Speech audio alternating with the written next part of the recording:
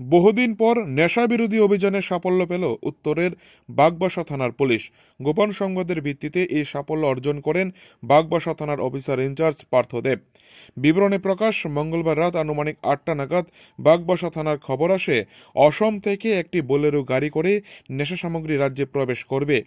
এমন খবরের উপর ভিত্তি করে ওসি দলবল নিয়ে বাগবাসা পেট্রোল পাম্প সংলগ্ন এলাকার জাতীয় সড়কের উপর উত পেতে বসে।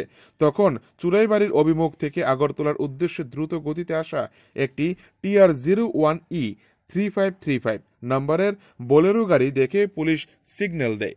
পরে গাড়িটি দাঁড় করিয়ে তল্লাশি করতে গাড়ির গোপন চেম্বার থেকে প্রচুর পরিমাণ ইয়াবা ট্যাবলেট উদ্ধার হয়। প্রায় 10,000 নেশাজাতীয় ইয়াবা ট্যাবলেট, যার কালোবাজারে মূল্য প্রায় 3 লক্ষাধিক টাকা বলে জানান ওসি। সঙ্গে আটক করা হয় গাড়ি চালক তথা নেশা মাফিয়া সুমন মিয়াকে। তার বাড়ি সিপাহীজলা জেলার মধুপুর গ্রামে। পুলিশ জিজ্ঞাসাবাদে ধৃত নেশা মাফিয়া জানায়, মিজোরামের চম্পাই এলাকা থেকে এই নেশার ট্যাবলেটগুলো নিয়ে আসছিল সোনামুড়াতে পাচারের উদ্দেশ্যে। বুধবার পুলিশ ধৃত সুমন মিয়ার বিরুদ্ধে NDPS আইনে একটি মামলা রুজু করে তার তদন্ত অব্যাহত রেখেছে পুলিশ। অপরদিকে তাকে বুধবার জেলা আদালতে সোপর্দ করা হয়। চুরাইবাড়ি থেকে নিজস্ব প্রতিনিধি রিপোর্ট, TV 100 বাংলা।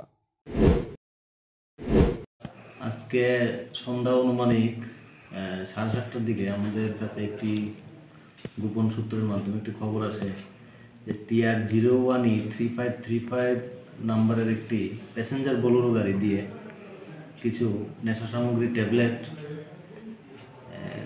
আসাম থেকে ত্রিপুরার দিকে আসছে। তো এই খবরের ভিত্তিতে আমরা বাগবাসা পেট্রোল পাম্পের সামনে অ্যাম্বুশ করে বসি। তো কিছুক্ষণ পরে আমরা গাড়িটিকে দেখতে পাই। গাড়িটিকে আমরা ডিটেইন করি। পরে গাড়িটিতে তল্লাশি করে সিক্রেট চেম্বার থেকে একটি প্লাস্টিকের প্যাকেট, যার মধ্যে আমরা 10,000 ট্যাবলেট খুঁজে পাই। যাকে আটক করেছেন তার নাম কি? যাকে আটক করেছে তার নাম সুমন মিয়া, বাড়ি ধনপুর তাইজামুড়া। আসাম কোন জায়গা থেকে মালটি রয়েছে বা তার কাছে নিচে কোনো কিছু রয়েছে বলেছে আপনাদের? না, এটা আমরা তদন্ত করে দেখছি কি কোথা থেকে যতটুকু খবর, এটা মিজোরাম চাম্পাই থেকে মালটা নিয়ে এসেছে।